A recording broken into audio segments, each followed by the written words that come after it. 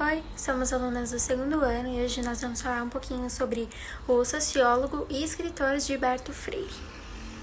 Nascido em 15 de março de 1900 em Recife, ele fazia parte de uma das famílias brasileiras mais antigas, descendentes de portugueses que chegaram na colonização no Brasil. Aos 18 anos, Gilberto Freire foi um dos intelectuais mais premiados da história do Brasil. Foi premiado com o prêmio Aspen, que é uma honraria que consagra indivíduos por contribuições excepcionalmente valiosas para a cultura humana. E recebeu outros prêmios como o Prêmio Machado de Assis da Academia Brasileira de Letras, o Prêmio de Excelência Literária da Academia Paulistana de Letras e além de medalhas de Portugal e Espanha. Em 1926, participou de uma formulação do Manifesto Regionalista, que era um grupo contrário à Semana da Arte Moderna de 1922.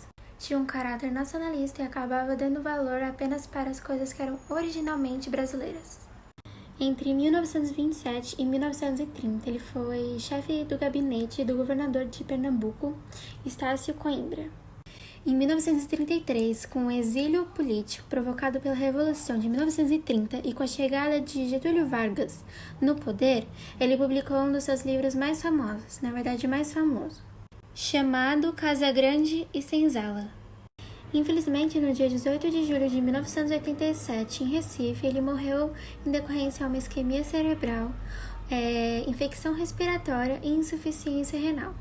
Alguns de seus livros mais famosos são Sobrados e Mucambos, Interpretação do Brasil, Nordeste e Ordem e Progresso. Além do que a Sofia falou, Casagrande e Senzala, que fala sobre a miscigenação do povo durante a colonização no Brasil. Nesse livro, Freire defendeu a democracia racial, tese que afirmava que negros e índios não sofriam discriminação na sociedade brasileira. Essa tese foi muito criticada por defensores da luta contra o racismo, porque ela ajudava a defender uma ideia de que a relação entre senhores e escravos era pacífica e que os índios aceitaram a colonização, e que esse fato promoveu uma relação democrática e a miscigenação do povo. Nessa época, era comum pensar que deveria existir uma raça pura, mas Freire dizia que a miscigenação era positiva. No entanto, sua obra contribuiu para as críticas aos movimentos antirracistas, porque seus estudos formularam uma espécie de mito da existência da democracia racial brasileira no período colonial e republicano, apontando a miscigenação como fundamento para essa teoria. Suas ideias tiveram impacto nacional e internacionalmente e ajudaram a afirmar essa noção de democracia racial brasileira.